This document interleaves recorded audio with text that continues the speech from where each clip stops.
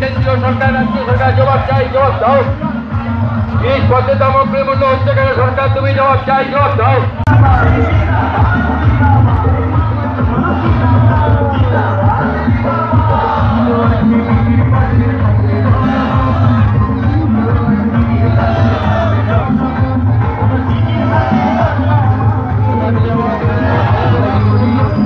বন্ধুরা, পথ চলতি মানুষ এবং আমার গলার আওয়াজ যতদূর অবধি যাচ্ছে, সাংবাদিক বন্ধু থেকে শুরু করে সবাইকে জানাই আমার কৃতজ্ঞতা, নমস্কার, শুভেচ্ছা এবং জাতীয়তাবাদী অভিনন্দন।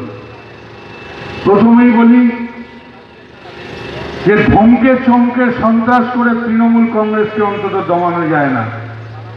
আমরা এমন একজনের দল করি যে দলের নেত্রীর নাম মমতা বন্দ্যোপাধ্যায়, 34 বছর ধরে যিনি সিপিএম এর রক্তচক্ষু উপেক্ষা করে, যিনি সিপিএম এর ওই শোষণ উপেক্ষা করে পশ্চিমবঙ্গের মাটিতে যিনি দ্বিতীয় স্বাধীনতা এনে দিয়েছিলেন, তার নাম হচ্ছে মমতা বন্দ্যোপাধ্যায়।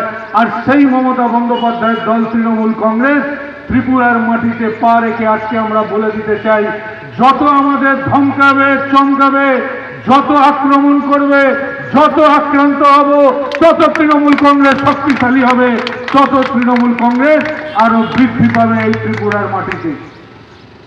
আজকে কোন জায়গায় নিয়ে গেছে? একটা সময় সবাই স্লোগান দিয়েছিল ত্রিপুরার মাটিতে যে বাম হাটাও ত্রিপুরা বাঁচাও। সেই বাম হাটাও ত্রিপুরা বাঁচাও এর সময় সবাই যোগ দিয়েছিলেন। তখন মানুষ কোনো রাজনৈতিক দল দেখেনি, তাই সবাই মিলে তখন ভরসা করেছিল, সবাই মিলে তখন ভেবেছিল যে এই বামপন্থীদের এই জগদ্দল পাথরটাকে যদি হটাতে হয় তাহলে ভারতীয় জনতা পার্টিকে সমর্থন জানাতে হবে। তাই সেই সময়ের সমস্ত দল থেকে মানুষ একযোগে ভারতীয় জনতা পার্টিকে সমর্থন দিয়ে 2018 সালে ক্ষমতায় নিয়ে এসেছিল। কিন্তু ক্ষমতায় নিয়ে এসে কি দেখলো? যে যায় লঙ্কায় সেই হয় রাবণ, অর্থাৎ যেই ক্ষমতার কুর্সি পেল সঙ্গে সঙ্গে তারও সেই অপকর্ম, তারও সেই ব্যর্থতা ধীরে ধীরে প্রকট হতে থাকলো। আজকে কোন ত্রিপুরাকে আপনারা দেখছেন?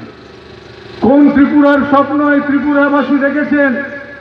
একদিন এই বামপন্থীদের সরিয়ে মানুষ চেয়েছিলেন যে ত্রিপুরার মাটিতে নতুন স্বাধীনতা নিয়ে আসব, যে ত্রিপুরার মাটি ছিল স্বর্গরাজ্য, যে ত্রিপুরার মাটি ছিল শান্তির রাজ্য, যে ত্রিপুরার মাটিতে ছিল স্বাধীনতা, যে ত্রিপুরার মাটিতে ছিল গণতন্ত্র, যে ত্রিপুরার মাটিতে মানুষ চিন্তা করেছিল যে অন্তত দুবেলা ভালোভাবে খেতে পারবে, পানীয় জল পাবে, বিদ্যুৎ পাবে, বেকারত্বের জ্বালা থাকবে না, অনুন্নয়ন থাকবে না। সেই ত্রিপুরার স্বপ্ন ত্রিপুরাবাসী দেখেছিল। সফল হয়ে পরীক্ষিত হয়ে দেখিয়ে দিয়েছেন যে আমি যা কথা দিই সেই কথা আমি রাখি। এবং তাই আজকে একটা কমিশনারেট পুলিশের এখানে তৈরি হয়েছে। আজকে এখানে নতুন করে কোনো ইনফ্রাস্ট্রাকচার ডেভেলপ হয়নি, এখান করে ঢেলে কোনো রকম সাজানোর পরিকল্পনা নেই। আর একটা সময় দেখুন বাংলার বুকে এখানে অনেক প্রশাসনের কর্তা ব্যক্তিরা রয়েছে। একটা সময় শুধু কলকাতা পুলিশে একটা কমিশনারেট ছিল, আর আজকে বাংলা জুড়ে দেখুন কতগুলো পুলিশ কমিশনারেট তৈরি হয়েছে। এই হচ্ছে মমতা বন্দ্যোপাধ্যায়। কারণ তিনি বলেন আমি কাজে বিশ্বাস করি। তিনি প্রশাসনিক মিটিং ঠান্ডা ঘরে বসে করেন না, প্রত্যেক মুহূর্ত প্রত্যেক জেলায় চলে যান, ব্লক স্তরে চলে যান, সাধারণ মানুষকে সঙ্গে নিয়ে, জনপ্রতিনিধিদের নিয়ে, সবাইকে নিয়ে তিনি সেখানেই সমাধান করার চেষ্টা করেন সমস্যা।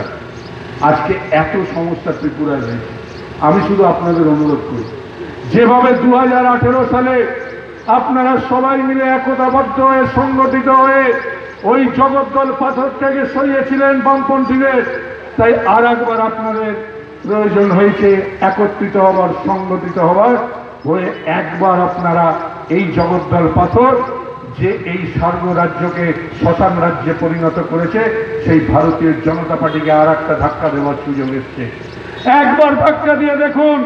বারবার সুযোগ দিয়েছেন বামপন্থীদের, বারবার সুযোগ পেয়েছে, এবার এই বিপ্লব দেবের সরকাররা পেয়েছে, এখন রয়েছে মানিক শাহ সরকার। একবার সুযোগ দিন তৃণমূল কংগ্রেসকে, একবার সুযোগ দিন মমতা ব্যানার্জিকে। ওদের অনেকবার সুযোগ দিয়েছেন, এদের একবার সুযোগ দিয়েছেন। একবার ভরসা করে, সাহস করে এগিয়ে আসুন। একবার মমতা ব্যানার্জিকে ভরসা করে দেখুন। আমি কথা দিচ্ছি আপনাদের, ত্রিপুরার মানুষ ঠকবে না, ঠকবে না, ঠকবে না। ত্রিপুরার মানুষ ভালো থাকবে, ভালো থাকবে, ভালো থাকবে।